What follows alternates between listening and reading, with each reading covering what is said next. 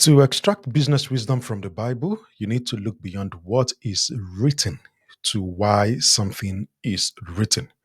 Scripture is written for you, yet not to you, as we see in Romans 15, verse 4 and 2 Peter 1 20 to 21. What I want to do in this video is to walk you through 8 business wisdom from the Bible, and particularly looking at Proverbs chapter 1 to 7. You've probably noticed that some businesses feel like they're always leaking.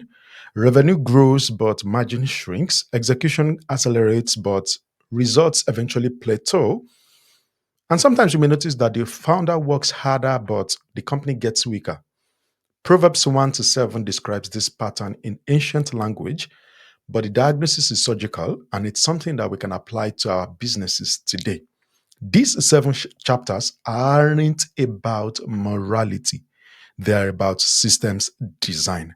And that's what I want to walk you through in this video. These are the big ideas of Proverbs 1 to 7. There's a central tension in the entire set of passages. The first one is that of two competing systems that are always running at the same time. One is a system that builds, the other is a system that extracts and takes advantage of the system that builds. Then there is also the idea that wisdom operates in transparency, that is, in public squares, established paths, in rising light, while folly or foolishness operates in transitions, in dark secrets, in twilight, in scattered resources, as you will see as we go on. The entire arc of these set of passages is about boundaries, what you guard versus what you scatter. And you will see that scattered in multiple places from Proverbs chapter 1 up to Proverbs chapter 7. And the most important thing here is that success isn't about working harder. It's about knowing which system you are feeding, because again, system runs as input, process, output. Now, before we go on, here is why I'm doing this. And if you like this video and want to see deeper Bible studies that bring wisdom, systems, and strategies that you can apply to your business today, please make sure to subscribe and join our community. Link in the description. Now, I've been an entrepreneur before I got born again. And after I got born again, I got into circles where they painted business as opposite of spirituality.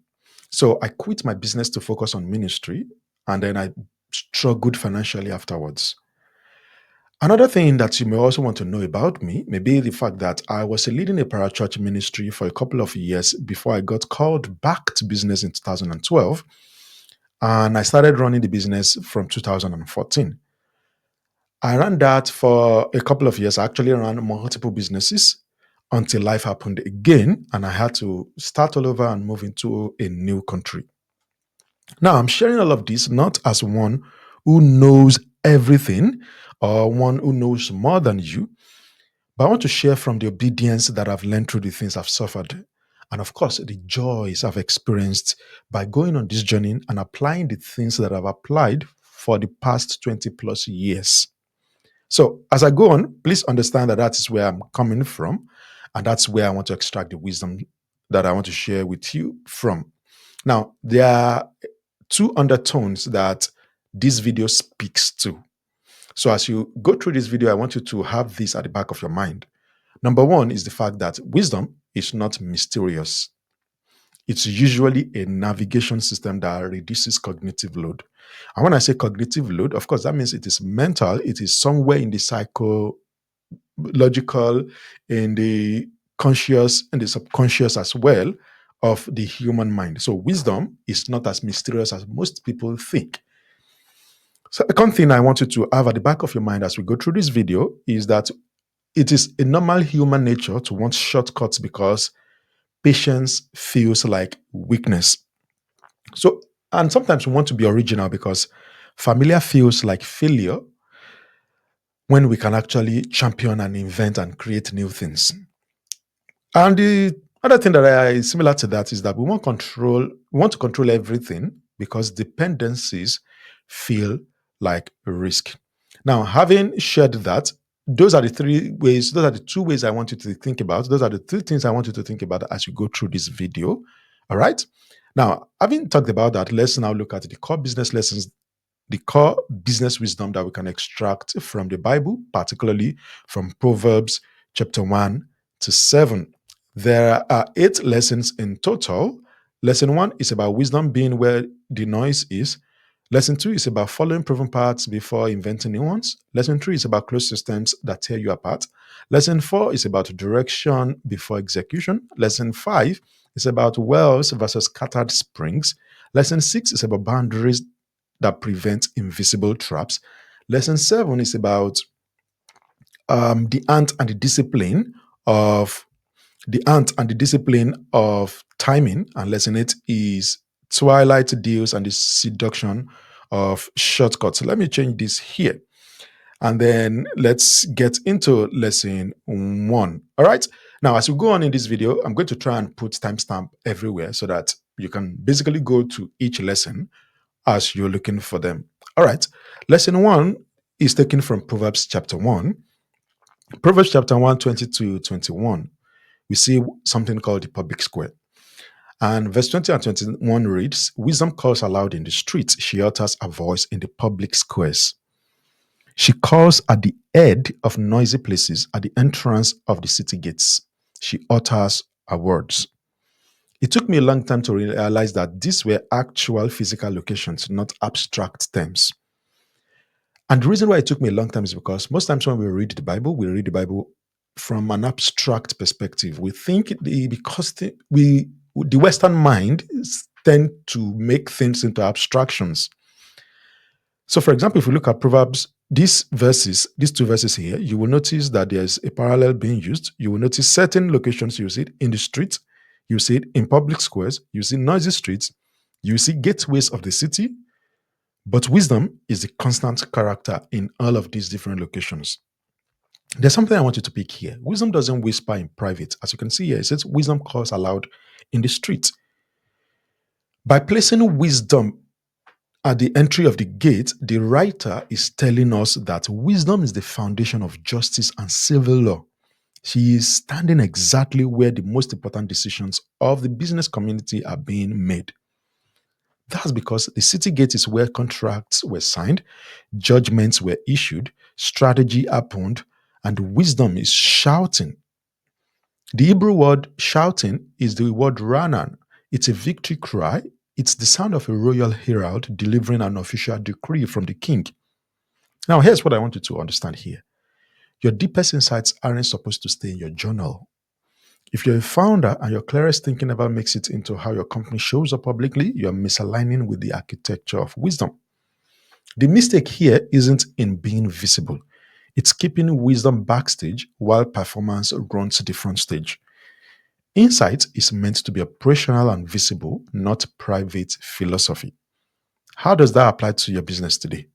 Well, if you carry the wisdom of God, which you do because 1 Corinthians 1:30 says that Jesus has become for us wisdom from God, then you are not meant to be a private operator in your industry. Your best thinking should be shaping how your brand, how your offers, how your decisions show up publicly. Your job is to think, to sell, and to deliver. Insight is meant to be operational and visible, not some private philosophy. The market rewards people who think out loud with precision. So your city gate can become where your content, your website, your client conversation lives. I know there's this bias that we have that there is a lot of noise going on social media, there's a lot of noise going on in the online space, or maybe even in the public space. But noise isn't the problem here. Hiding the signal that God has given you is the problem. So I need you to think about this right now. Answer just this one question. What's one insight you've had this year that hasn't made it into your business yet? Lesson number 2. Follow proven paths before inventing new ones. And we'll take this from Proverbs chapter 2, which talks about the path of good men. It reads, Wisdom will save you from the ways of wicked men, from men whose words are perverse, who have left the straight paths to walk in dark ways, who delight in doing wrong and rejoice in the perverseness of evil, whose paths are crooked and who are devious in their ways. Thus you will walk in the ways of the good, or as King James says, the ways of good men, and keep to the paths of the righteous or the righteous men. Now, what I want you to understand here is that in ancient Israel, being good wasn't a moral or a personality trait, it was a trajectory. A good man wasn't reliable, he was predictable. A good man was reliable and predictable, like a solid road that wouldn't lead a traveler into a ditch. You find that this same thing talks about the who delights in wrong, the paths of wicked men, the ways of wicked men, the paths of the righteous, the ways of the good men. The idea behind this is because the wicked man is not necessarily a person. It is often referred to how people operate. So good was how they operate, wicked was how they operate. The wicked man, in contrast to a good man, is described using the word tafukot, which means turned upside down or crooked. So to the ancient mind, a wicked person was someone who intentionally left the straight path to create their own confusing route, which disrupted the communal trust. Ancient roads became safe because many people traveled them. Carts passed them, roads formed, the paths became predictable. So when he said the path of the just, or he says the path of good men, the ways of wicked men, it was literally referring to something physical, something concrete, things that the ancient people could relate with physically. It wasn't referring to it as a personality trait or an abstract idea as we think about it in the Western world. And you know the interesting thing? The opposite wasn't evil genius. The opposite was instability. The opposite of a good man was a wicked man, which meant someone who kept flipping the map and calling it vision. Someone who kept creating their own idea of how the road should be. And that's what you sometimes find when it says that crooked men or crooked man. Walking in the way of good people meant staying on well worn tracks, something that other people have already created. Now, how does that apply to your business today? As lesson two, today we dress up instability as innovation. We call it innovator's ego. And the innovator's ego says, I need to be the one that invented an idea. I need to be the one who invented a product. Now, I have to make it clear here to you that are watching me right now. I personally have a bias towards invention and innovation. In fact, I recently ran an assessment and I found that innovation is my top personality trait. Most businesses don't fail because they ignored models that have been tested by thousands before them, but not because they lacked creativity. I'm going to repeat that again. Most businesses fail because they ignore proven models that have been tested by thousands before them, not because they lacked creativity. Because we have this bias towards innovation, we have this bias towards creativity. We have, of course, creativity. In fact, later you realize that creativity actually works in constraints. Towards the end of this video, you learn that our bias towards innovation sometimes make us behave irrational. And to the ancient mind, reliability beats novelty. How does that apply to your business today? Reliability beats novelty when you are in early stage or mid stage business building. If you want wisdom to enter your heart and wise planning to watch over you, you have to be willing to follow a clear, stable blueprint that others have created. So instead of you creating everything, you have to be humble enough to say, okay, since this set of people have created this thing, I'm going to take that and I'm going to apply it in my own business, in my own way. rather than creating something completely from scratch for yourself. Do you get what I'm explaining here? Humility in his business is realizing that a well-worn path is a safe track. Following a model is a form of high-level discipline. It is not a lack of capability. Learn to use tested models before chasing originality because of your ego. Also, this is why mentorship and community is pretty important. You get to tap into the collective wisdom of everyone as you build your business. Personally, at every stage, I've enjoyed this.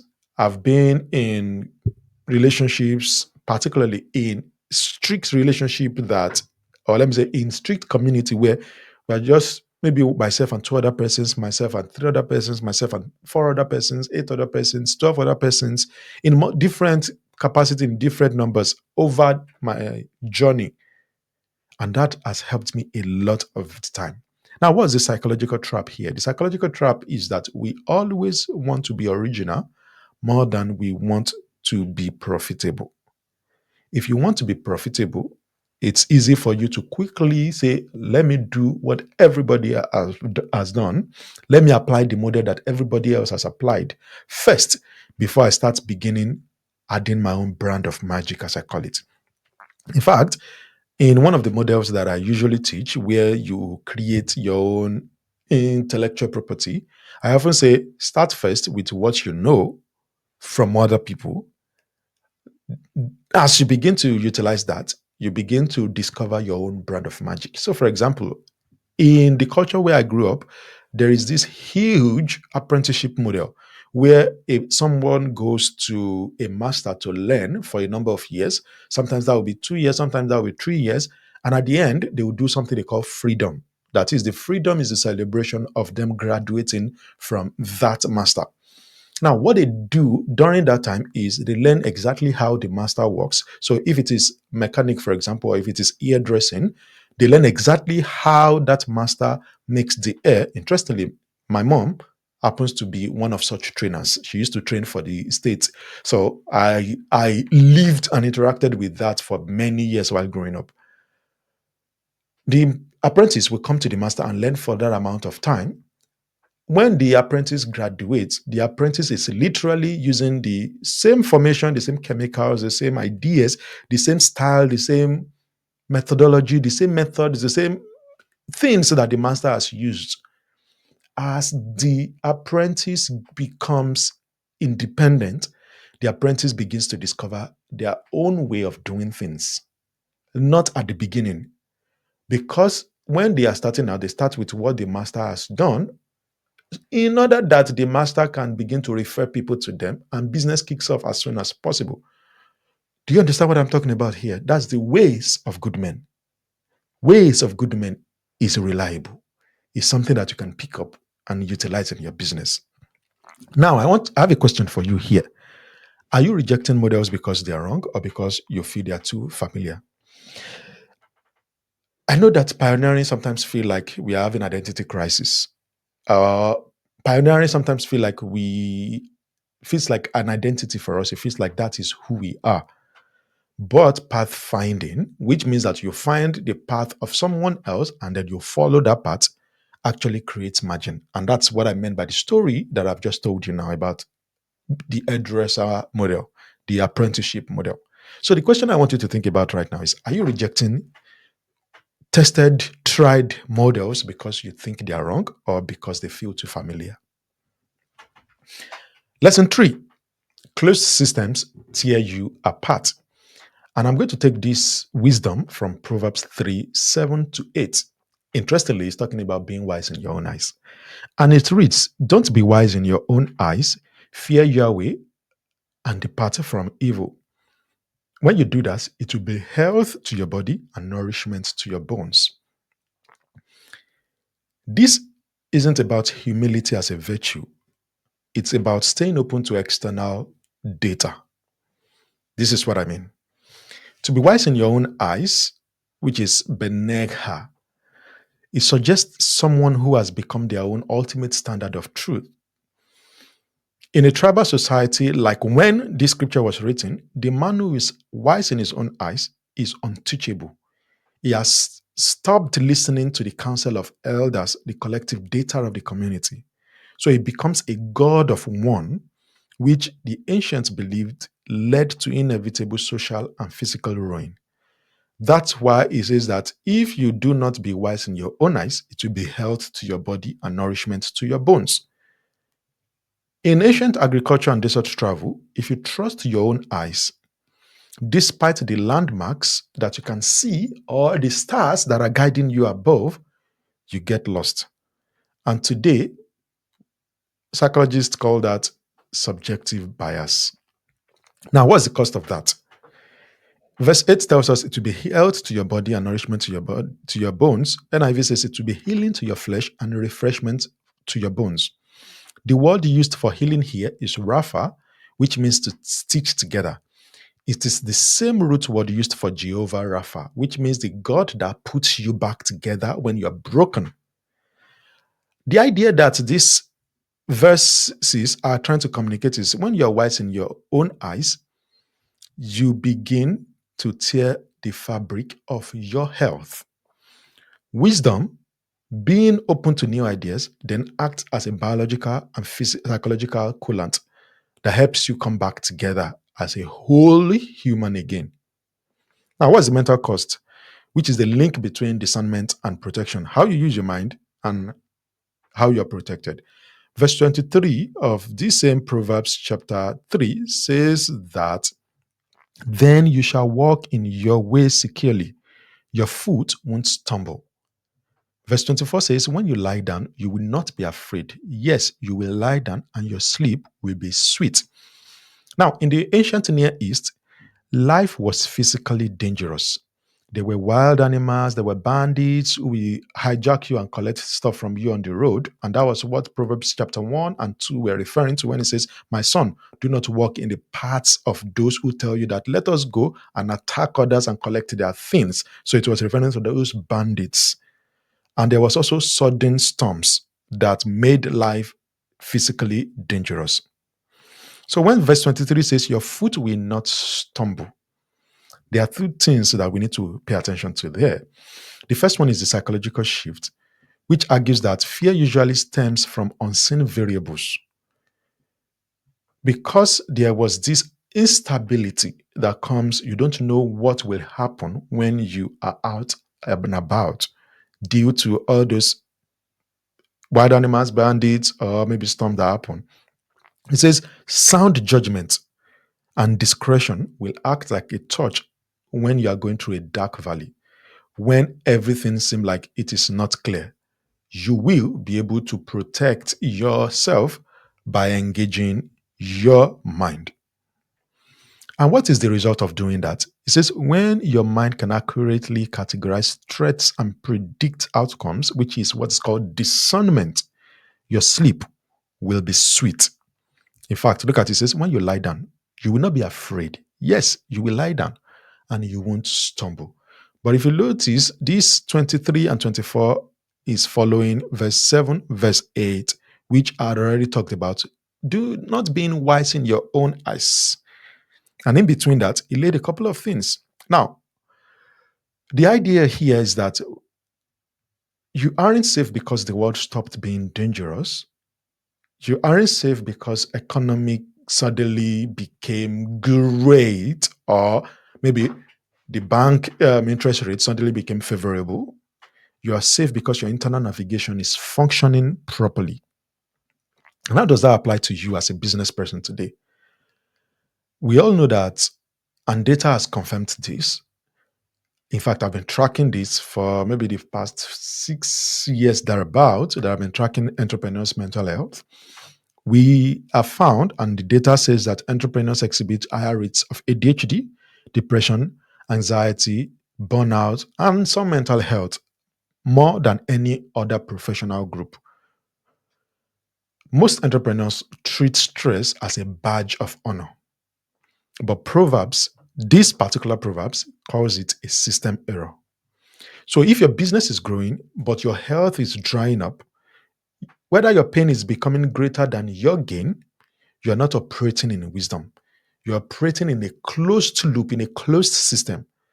there is something you need to know, and you need to stop being wise in your own eyes. So here's a question for you. Who are the elders? That is, who are the collective data sources you've stopped listening to, or you need to begin to listen to? And this is why curating the content you consume is extremely important. You can't just be consuming all kinds of content. You just see this video, you pick it up on social media, you see this, you are scrolling TikTok, you see this video, or you scroll Instagram, or you scroll Facebook, or you scroll YouTube, you just find a random video and you pick it up. This is why it's important to curate your own content. I know the algorithm may have sent this video to you, but I believe it's God's way of telling you that there is something you need to learn from this video today. Let's move on to lesson 4, direction before execution. Now, direction before execution, we'll pick that from Proverbs chapter 4 as the next installation of wisdom for your business from the Bible today. Proverbs 4:23 to 27, and we will look for the missing hand. Now, before we look for the missing hand, let me read Proverbs 4:23 to 27 to you. It says, "Keep your heart with all diligence, for out of it flows, for out of it is the wellspring of life." I'm reading King James or New King James. It says, "Guard your heart with all diligence, for out of it flows the issues of life." Verse 24 says, "Put away from yourself a perverse mouth, put corrupt lips far from you." Verse 25, "Let your eyes look straight ahead. Fix your gaze directly before you." Verse 25, oh, I repeated that. Verse 26, "Make the paths of your feet make the path of your feet level, that is straight. Let all of your ways be established." Notice that word, established. And then verse 27 says, "Do not turn to the right hand or to the left." Of course, we know in the original, listen, there's no hand there. It says, "Do not turn to the right nor to the left. Remove your foot from evil." Now, I want you to pay attention to a body scan that goes on here. It starts from verse 23, "Keep your heart with all diligence." Heart. Then verse 24 says, mouth, lips. Verse 25 says, eyes, gaze. Verse 26 says, feet. And then verse 27 continues that it says, "Your foot from evil." So there's a body scan in these verses: heart, mouth, lips, eyes, feet. But there is one part which is conspicuously absent: the hands. What do I mean by that? In Hebrew thought, hands represents power, it represents work, it represents execution. So why are they missing in chapter 4? Well, because chapter 4 was not talking about execution, it was talking about direction. I know some of you will say, "Oh, about the path of the just is as a shining light that shines brighter and brighter." It is the path that it talks about. A path is where you place your feet, is where you get on. And you may want to also notice something with the sequence. The sequence places heart first, which is the command center, which determines destination. The eyes is the navigation system, which identifies or helps you to identify landmarks and places where you need to turn to. The mouth is a rudder. It expresses and exposes intent. This is why it says that you will know a wise man by the things that come out of his mouth, and you will know a fool by the things that come out of the fool's mouth. And then there is the feet, which is a form or the mode of transportation. For example, Hebrews 12:35 says that do not lose your confidence, for you will find reward after a while. In the Hebrew that was used to translate that is the word feet, which means if you do not lose your confidence, your feet will be able to find what you are looking for, which actually means reward, recompense of a reward, which means money coming back to you. So your feet is usually for transportation. It's what moves you along a path. And in this particular chapter, the hands are not included. In fact, I checked the entire chapter. I could not find hands. I also checked previous chapters, and the hand was somehow very, very silent. And I asked why. Then I figured out probably maybe because the hands need to be still until the feet are secure. The hands need to be still until the eyes is secure, the mouth is secure, the eyes is secure, the feet is secure. What do I mean by that? Here's how this applies to a founder, to you being in business today. Most entrepreneurs jump straight to the hands. They move into execution mode. They start marketing, they start sales, they start product before they ever align their heart, their eyes, their mouth, and their feet. That is, they do not know where they are going first. They just say, okay, let me start business. And then they jump off and start running and start doing things. To the ancient mind, they spend time to first of all align some of these things before they engage their hands. And that's why you find in Genesis 15 an idea that implants New Testament that says that Abraham believed God and it was imputed unto him as righteousness. You notice that it was an abstract thing. He was Abraham came into a position of alignment with God and it was imputed to him as righteousness, right standing, as we interpret it. But it actually means he. Let me not go into that. Let me stop there.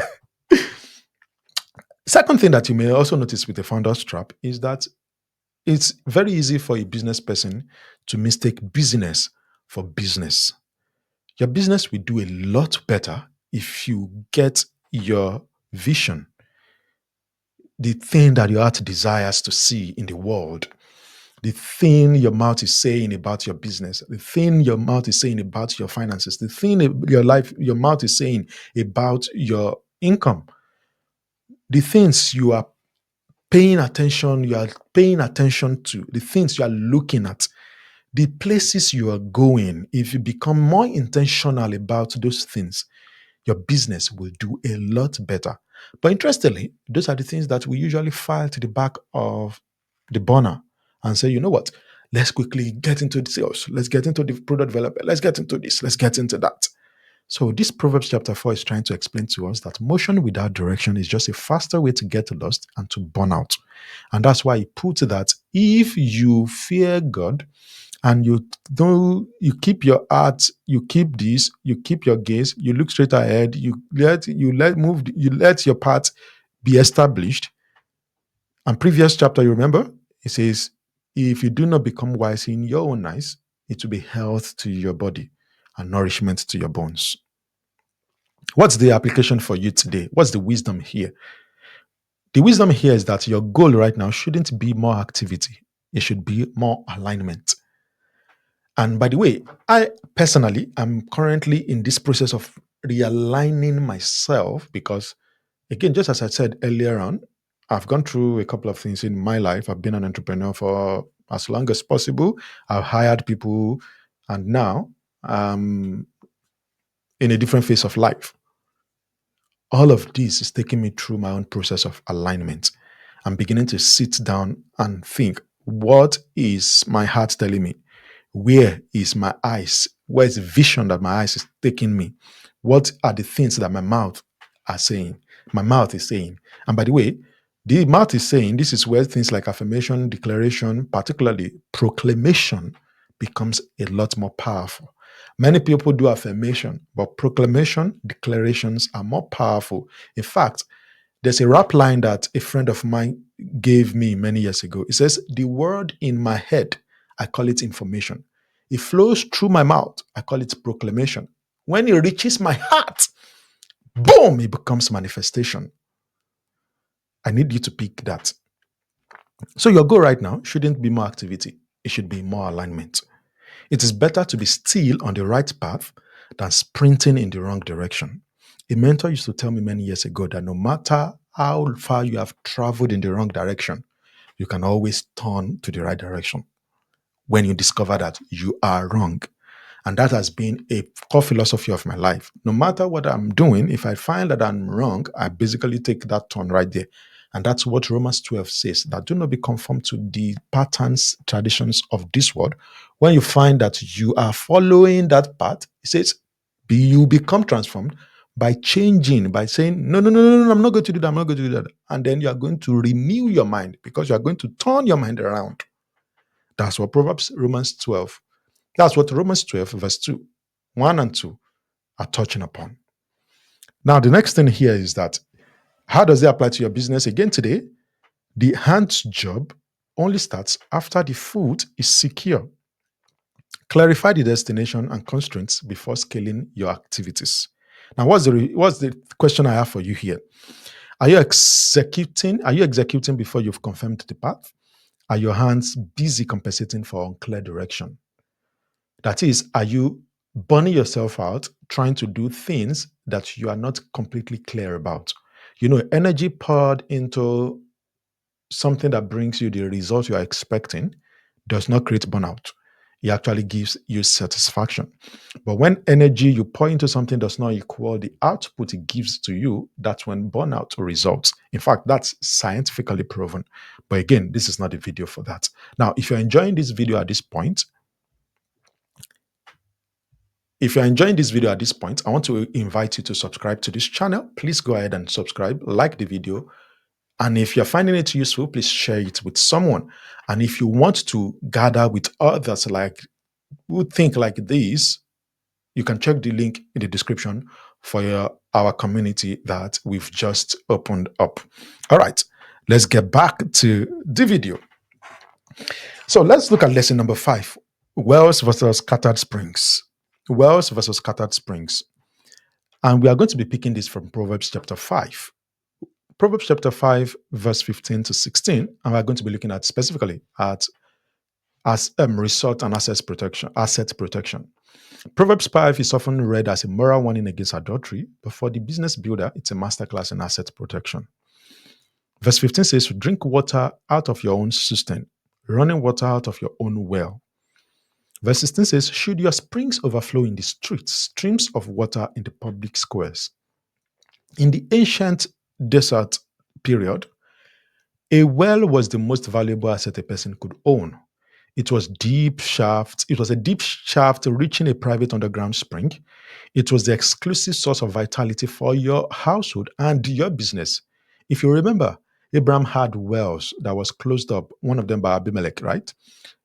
Isaac also had wells that was closed up by the people that were contending with him. The warning in verse 16 is sharp. Should your springs be scattered abroad, your streams of water in the streets.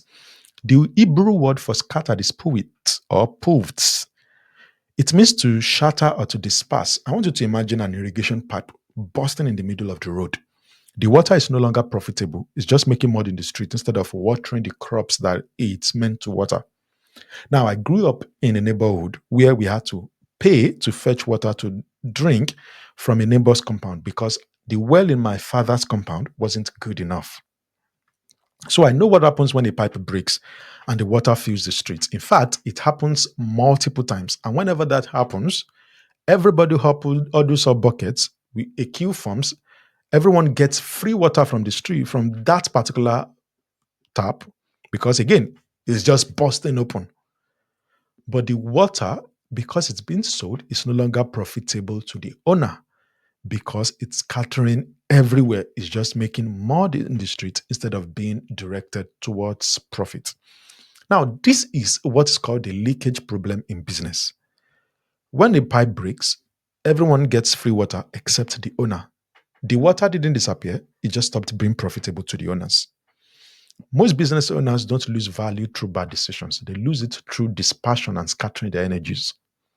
In ancient culture, a foreigner, Nokri, was someone outside the legal protections of your tribe. If you give your labor or a tabika to them, you have no legal recourse to get it back. You're essentially handing your intellectual property and your strength, your coac, to a predator partner who didn't work for it. How does this apply to your business today? In your business today, this is the predatory merger. It's when you take the intimate vitality of your business, your proprietary secrets, your deep work hours, and your core capital and scatter them among partners or projects that have no legal or spiritual covenant with you. The idea that this was trying to communicate is that if a man cannot guard his own well, he will not be able to guard a company. He is a person or she is a person with leaky pipes. So sex then is a metaphor used in Proverbs to explain the ultimate test of discernment. If you can't if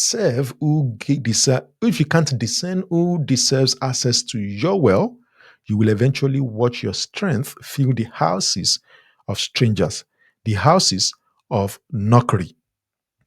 Do you get that? Sometimes a business gets into too many offers, too many partnerships, too many platforms.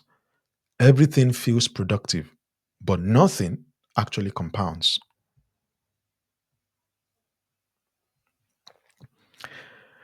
Protect focus, protect your intellectual property, protect your energy from constant dispersion. Now, there's a notable distinction here for you, and it's basically if you compare how Proverbs talks about things. In Proverbs chapter 1, wisdom is public, it belongs in the square, the market square where everybody interacts with it. But your well is private, it belongs in a system. It's what chapter 5 talks about. So while wisdom is public, visibility, your well is private because wisdom does not equal leakage, but scattered resources equals devaluation. This is my question for you today. Where are your resources leaking in the name of visibility? Where are your pipes leaking value? Let's move forward to lesson number 6. And lesson number 6 is about boundaries that prevent invisible traps. And we'll pick that from Proverbs 6, 1 to 5, which talks about shortership. And of course, many of you know shortership. It starts with, my son, if you have put up security for your neighbor, if you have shaken hands in pledge for a stranger, again, remember the stranger that showed up earlier, you have been trapped by what you said, ensnared by the words of your mouth. So do this, my son. Free yourself. Since you have fallen into your neighbor's hands, go to the point of exhaustion and give your neighbor no rest. Allow no sleep to your eyes, no slumber to your eyelids. Free yourself like a gazelle from the hand of the hunter, like a bird from the snare of the fowler. Again, do you remember this stranger from previous section? It says, if you have struck hands in pledge for a stranger, you have been trapped. That's what it's saying. The pattern here that I want you to observe is that in chapter 4, that is Proverbs 4, the hand was missing. Execution should have waited. In Proverbs 5, value leaked because resources were scattered everywhere. In Proverbs 6, freedom disappears because of a pledge. That is, the hand appears too early. You struck hands with a stranger prematurely. Now, striking hands with a stranger is the hollow of a palm. It's like, well, you know, the iconic handshake imagery that we find everywhere when you type cooperation, partnership. Those images, it was not just a handshake to the ancient mind. It was a formal clapping of hands to seal a pledge. And so by doing this, you have physically tethered your power to someone else's risk. And I know this is the sense of false responsibility. It starts supportive. Oh, don't worry, I've got you. You stretch your hand and you shake the person. Oh, don't worry, I'll cover it. You stretch your hand and shake the person. Proverbs here is telling us that you have come into the hands of your neighbor. The language it's using is not that of relationship, it's the language of control. When somebody comes into the hands of their neighbor, it means the neighbor or the person who you've come into the hands of now has control over you. It's the idea that it was also being referred to when it says that you should not be in debt because where the debtor is a slave to the master or the debtor is a slave to the lender. It's the same imagery, it's the same idea. So it's talking about the language of control. You've come into the hand of your neighbor. Now, how does this apply today? Most businesses feel heavy without being broken. Momentum slowed down suddenly, even without a visible mistake, because the founder is no longer the CEO of their own personhood. Your future self is paying for promises you made too quickly.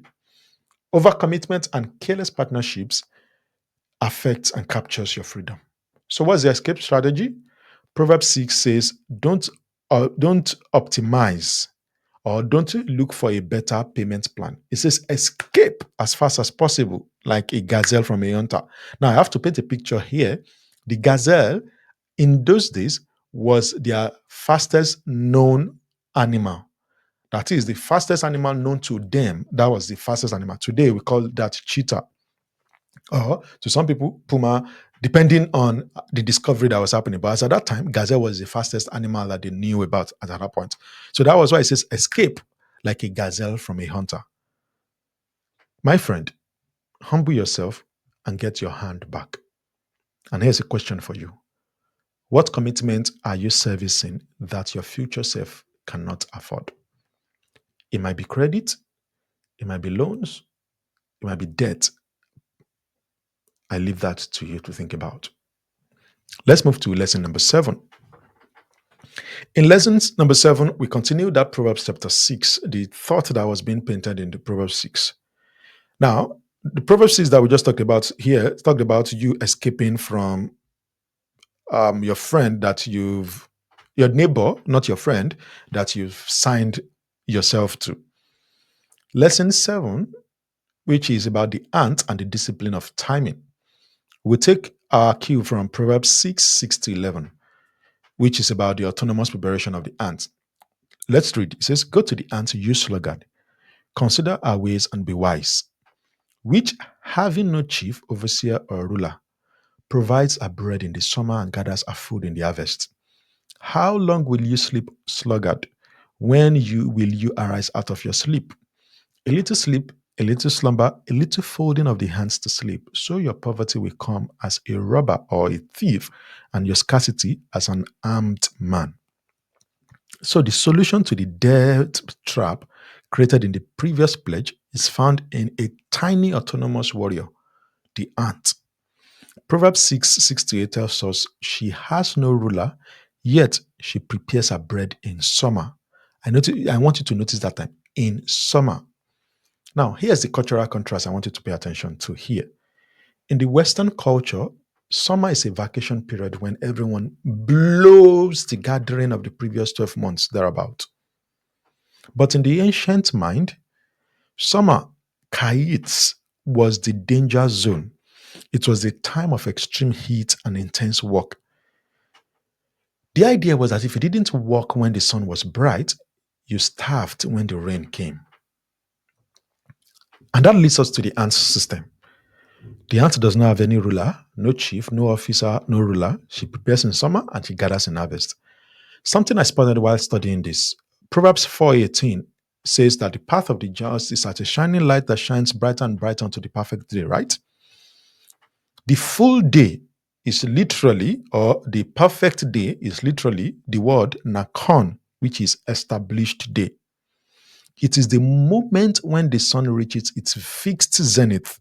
That is, when the sun is directly above the head, when it removes all kinds of blind spots. Proverbs 6:8 uses the word takin to talk about the ant preparing her bread. This is the active verb form of the same root word. So while nakon is the noun of the sun, takin is the verb of the preparation, the active form of the same root word. And the root word is the word kun, that is Kun. So it becomes nakon in the full day, but takin in the preparation. But the word is Kun, which literally means setting a foundation for a building or calibrating a compass. In Proverbs 4, where he was talking about the path, the full day nakon is the destination. It's a state of total clarity where your business is finally set and you aren't guessing anymore. The light is established. In Proverbs 6, the ant is doing the active work of establishing takin. So while it is summer, she's building the machine, the storage system that will keep her alive in winter. She's manufacturing her own full day through preparation. So while full day is a moment for someone, to the ant, the full day is a machine she works towards. She is not enjoying the full day. And by the way, To me, off the top of my head right now, summer is when the sun comes to the part where everywhere is bright, everywhere is sunny. Am I correct? That's true. So if summer is that time, can you see the linkage between this here? The reason the ant is free is because she built a system. Con, as Proverbs 4:18 says, while others are sleeping. She doesn't need a chief, she doesn't need an officer, she doesn't need someone to tell her to work because she understands the window of the harvest. She understands that the harvest is a limited window. She builds a system, not just a moment. Most people only work when the sun, the boss, whether that's the boss or maybe their paycheck or maybe an exit that they are looking forward to in the future, is shining on them. Their productivity is dependent on external light. The ant isn't just gathering food, she's establishing a future. She's turning the summer, which is a temporary moment that has just a number of days, into a full day, a permanent state of security. The ant is a warrior of preparation. She wins the winter battle by fighting the summer heat. And this was something else I also noticed. It says that the ant gathers her bread.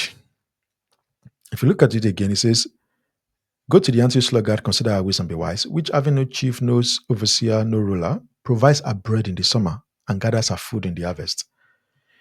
The word used for bread there is the word lechem, which shares a root with to fight or to battle. The word for food of bread in verse 8 is lechem or lechem. It shares a root with lacham, which is to fight a battle. In the ancient mind, bread was synonymous to battle. You had to fight the soil, the weeds, and the weather in order to get bread. And that was the idea of cost is the ground for your sake. Through painful toil, you will eat of it that we read or we read in Genesis 3:17, which interestingly, I talked about in something else that I'm going to, another video that I'm going to create later on. Also, in the New Testament, when God gives seed to the sower and bread to the eater, what is referring to and the idea behind that is that God literally removes the battle side of things from the person so that you can enjoy it without sweat. Hallelujah. What I'm painting, the picture I'm trying to paint here is the ant is a warrior of preparation. She prepares for the battle to get food. Your business will either be built in systemized urgency like the ant or in perpetual consumption mode like the sluggard. And these are two questions I want you to think about right now. Are you preparing during the window or are you waiting for the window to close?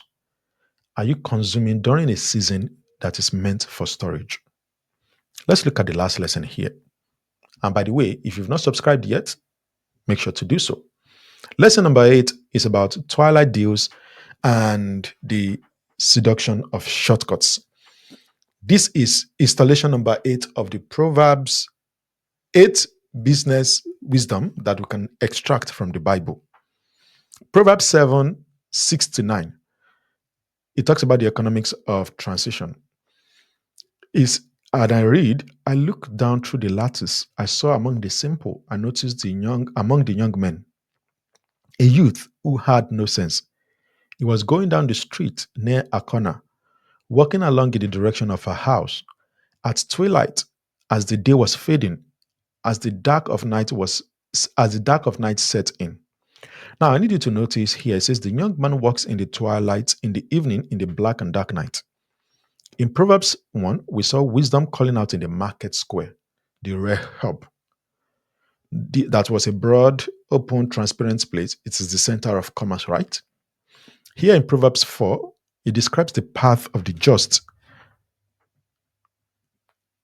as dawn, the path of the righteous as dawn, the light increasing until full day.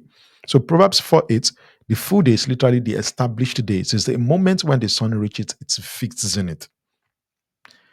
But Proverbs 7 here describes the path of folly as twilight, in contrast to that full day. It describes it as a twilight, when light is fading into darkness. Now, there seems to be a contrast here. The dawn is when clarity is accumulating, where every step you take reveals more data. But the twilight is when entropy is accelerating. Bad things, so to say, every step hides more obstacles. And there was a seduction model that is embedded here. It says, I looked down the street, I noticed a young man. He was going down the street near a corner, her referring to the seductress for which the entire Proverbs 7 was written about. There's something about the seduction model, not the seductress here, but the model that the seductress used. The seductress didn't offer partnership. She offered the young man a one off hit. Come, let us take our fill of love until morning. She's selling satiation, pleasure, not strategy. The pitch is drown in pleasure now, deal with the consequences later. In business, this is the quick win that leaves you empty. It is the project that saturates your time but offers no long term yield. It is the twilight deal that looks like a destination but is actually an ambush.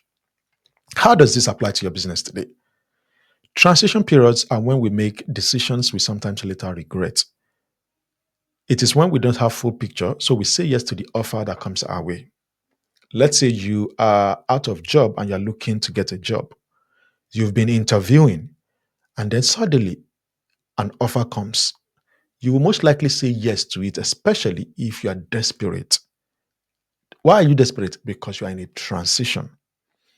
You've been running your company, and somehow you are getting to that point where you're looking at finances and it's feeling like finances is not going to be sufficient for the next 24 months. You get desperate. Someone comes along the way and offers you a deal to buy your stakes in the company. It's easy to say yes because that offers temporary solution. That's a transition. That's a seductress in action. It did not take the form of sex again in this, it takes the form of an offer. And that's what Proverbs is trying to explain. Quick revenue, quick attention, quick exits. And by the way, we are also in the middle of a transition right now. I need to mention that. What transition am I referring to? Artificial intelligence has been in the background for the past couple of years since, what's his name? Alan Turing discovered artificial intelligence and its cohort, they created the idea of artificial intelligence. But artificial intelligence came into boom in 2022 with the release of chat interface with artificial intelligence and LLMs particularly. Now, what happened between then and now? A lot of business propped up on the scene. Some of those businesses have actually had to shut down because the creators of the LLMs created what took out their businesses. What I'm saying here is that companies that win transitions build for the long term, not short market spikes, not short market trends. So the warning for Proverbs 7 here is don't mistake short term hits for long term yield. Not every opportunity in a transition is a path worth walking. Bad decisions thrive in ambiguity and emotional momentum. When you are in a transition, slow down when clarity decreases. Avoid deals that grow abstract over time. Here's my question for you and what I want you to reflect on if you're in a transition right now. Are you in a transition right now? If yet, or if no, what offer are you saying yes to just because it's going to make the light fade? Which opportunity is getting harder to see the longer you stare at it? This is the wise word for you today. As I close out, you probably came to this video expecting 8 tips, 8 tactical hacks you could deploy by next week. But Proverbs doesn't always work like that. It doesn't sometimes just give you tactics.